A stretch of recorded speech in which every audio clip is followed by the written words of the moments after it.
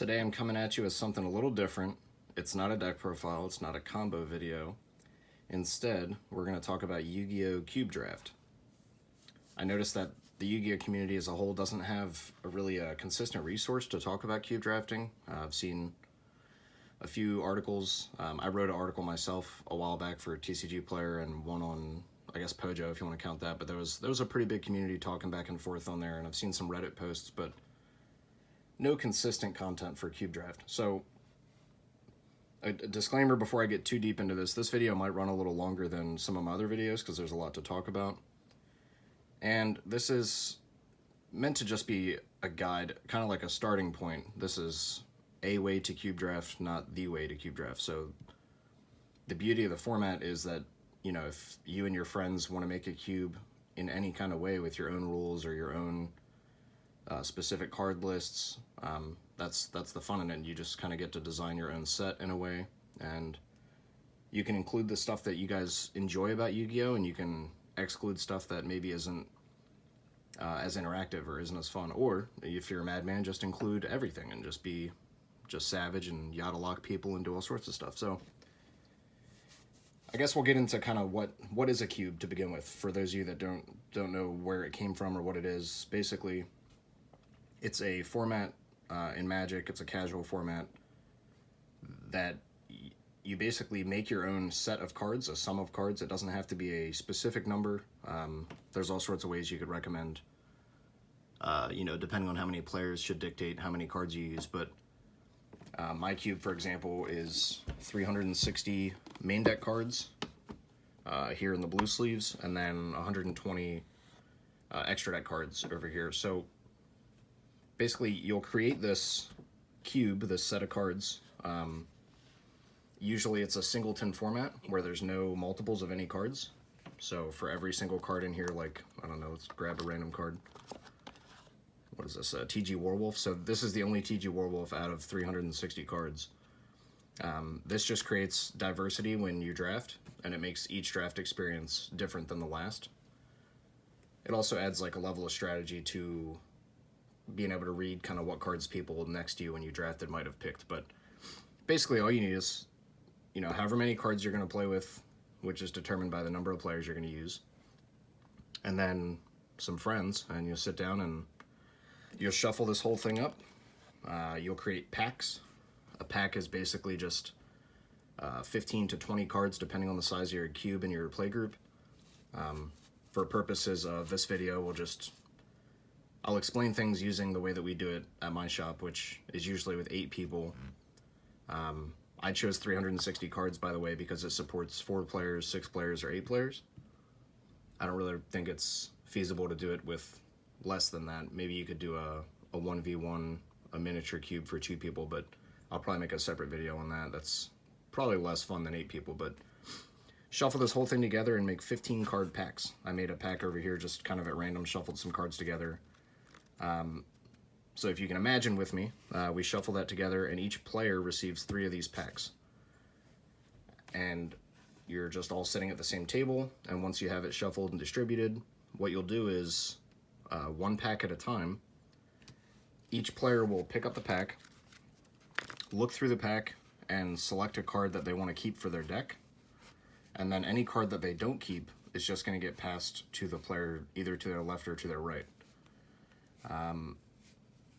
In this pack, for example, I'd probably take this Book of Life,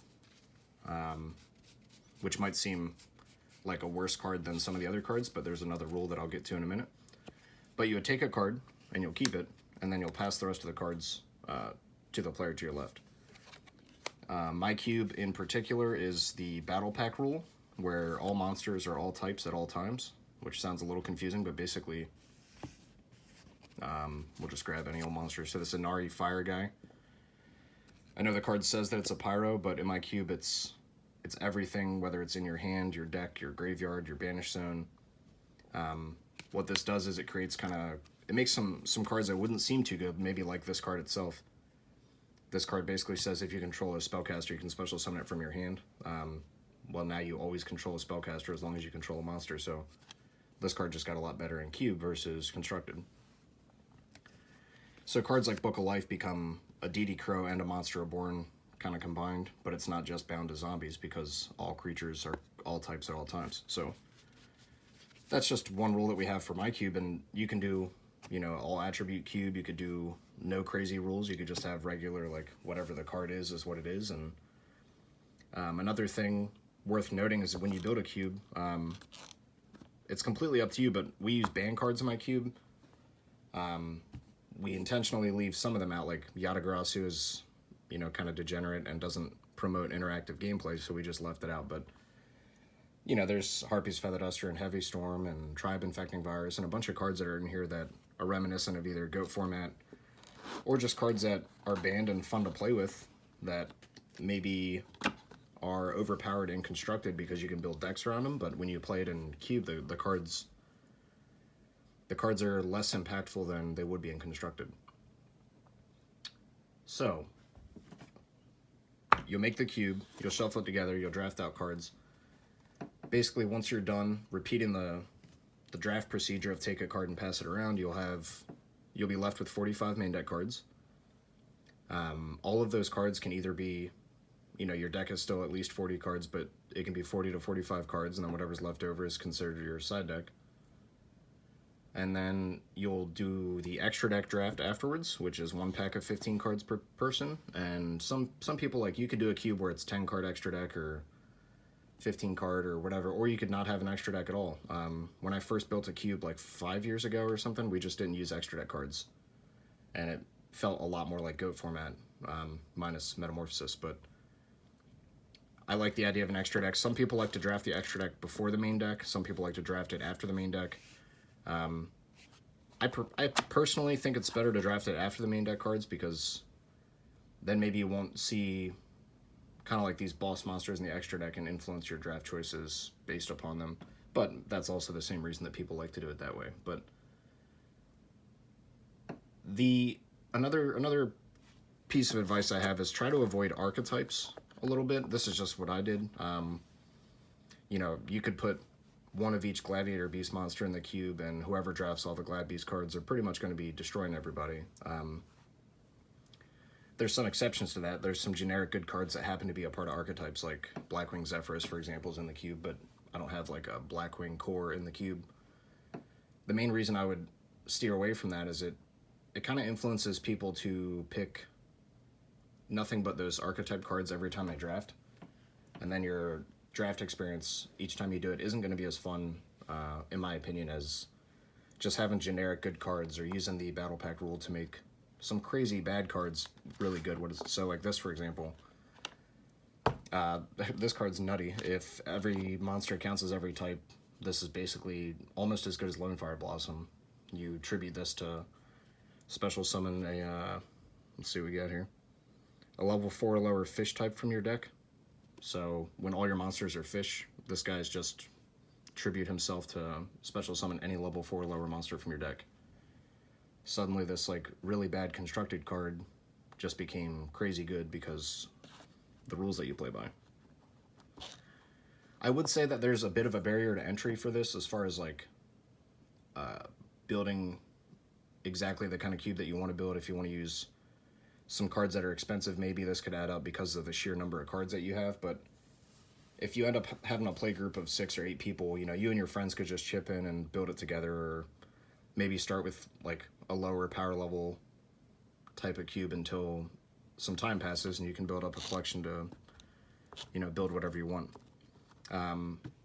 I try to also avoid cards that are, this is maybe just my preference, but floodgate style cards that just don't promote good gameplay, like Royal Oppression, Vanity's Emptiness, Imperial Order, Royal Decree, and maybe even more broken than all those cards is like Insect Barrier, which sounds ridiculous, but if all monsters count as insects, then it's like an infinite Swords Revealing Light, and that's kind of bonkers. But let me know if anyone already has a cube, and get in the comment section and let me know kind of what you think of it. And this will just be kind of a step 1 of the entire video series, but I just wanted to do a quick introduction to what cube is. It's super fun when you need a break from a certain format, or if you just, you know, want to have your regular Yu-Gi-Oh tournament at your shop on like Thursday, but then on say Tuesday or something, you want to have a cube draft league between you and your friends, like, I recommend it. I think that cube draft is probably the most fun way to play Yu-Gi-Oh ever, and that includes, I've played for a long time, so it includes like other formats that I've played in, but there's just something crazy about like summoning some obscure card that you would never play with outside of Cube and then just destroying somebody with like Serene Psychic Wizard. Shout out Jeff Jones for playing this back in the day. But I think I'll do another video part on this, basically just saying like which cards in upcoming sets would be good for Cube, and maybe have some videos of us actually drafting it, some over-the-shoulder perspectives of what cards people pick, and duels within the Cube draft, and all sorts of stuff. There's a lot of video coverage to come, so hopefully we can make this like a weekly thing at least. But let me know what you think in the comments below. Shout out to all the people who have shared this on Reddit. I'm sure I appreciate the people that are going to get behind some Cube draft fun. And if you have your own, whether it's a YouTube video or a Pojo post or Reddit or whatever, just put it in the comments, and I want to check it out because I'm curious to see what other people think. One last thing I want to say is shout out to Max Reynolds. He wrote an article in like 2015 on ARG's website, which is probably the most comprehensive Cube guide right now that we have. But I'd like to just do a video series similar to it and just build upon it and try to build like a Cube draft community. So let me know what you think. I appreciate you guys.